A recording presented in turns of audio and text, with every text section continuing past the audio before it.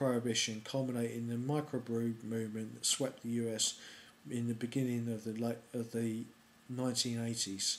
One of the areas for the influence of German cuisine is strongest in the small town Midwestern German American celebrations such as Oktoberfest, German American Day, and von Steuben Day are held regularly throughout the country. One of the largest is the German American Studerbahn Parade in New York City, held every third Saturday in September. There are also major events in Chicago's Lincoln Square neighborhood, a traditional center of the city's German population in Cincinnati, where in its annual Oktoberfest. Cincinnati is the largest Oktoberfest outside of Germany, and in Milwaukee, which celebrates its German heritage with an annual German fest. Skat, the most popular card game in Germany, is also played in areas in the United States with large German populations, such as Wisconsin and Texas. American cities and towns with German names are extremely rare, even in the Midwest, but examples are Bettendorf, Iowa, and Schaumburg, Illinois. German American presidents. There have been two presidents whose fathers were of German descent. Dwight Eisenhower, originally from the name Eisenhower, and the maternal side is also German Swiss, and Herbert Hoover, original family name Huber. Presidents with maternal German ancestry include Richard Mihailus Nixon. Nixon's maternal ancestors were Germans who anglicised Milhausen to Milhouse.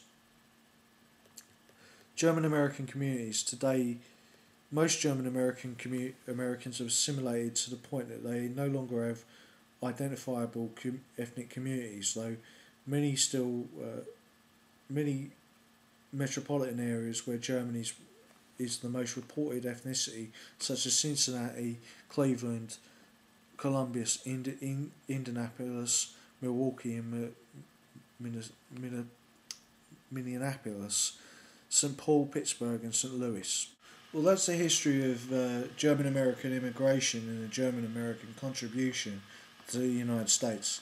But what is the future? What does the future hold?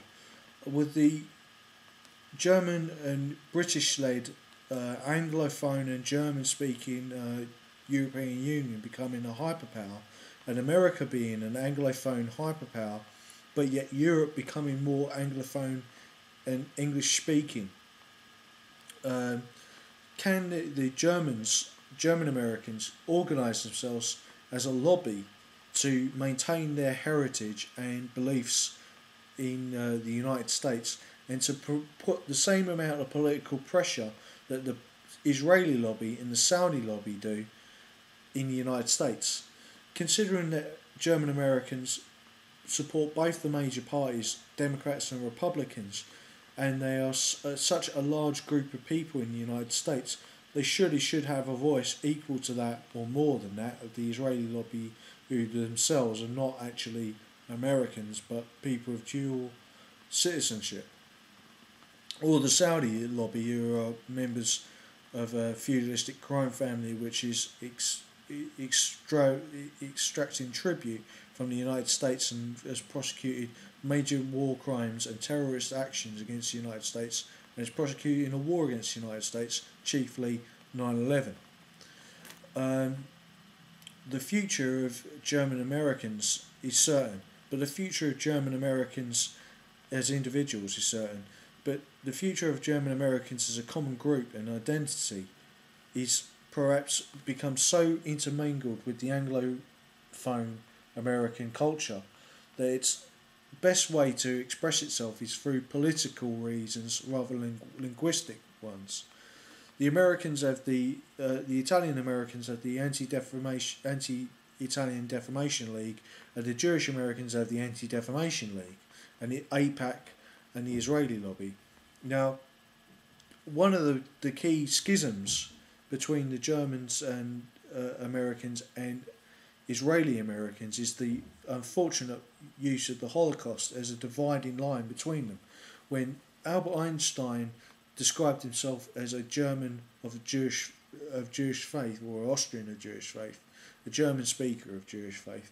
And then as an American citizen, he was the embodiment of three different influences: one Middle Eastern, another German and speaking, and German intellectual tradition, and the American constitutional tradition, which binds all Americans together as American citizens. So we should perhaps take Albert Einstein's examples to heart, and perhaps bring the Israeli lobby and the German lobby together in America as one thing, so that there is a German Jewish lobby and a German ethnically German lobby as one thing for the greater benefit of America. I hope you've enjoyed the series, a long series. I must apologise for that, but a series nevertheless, which should be illuminating and give you insight into the German American experience.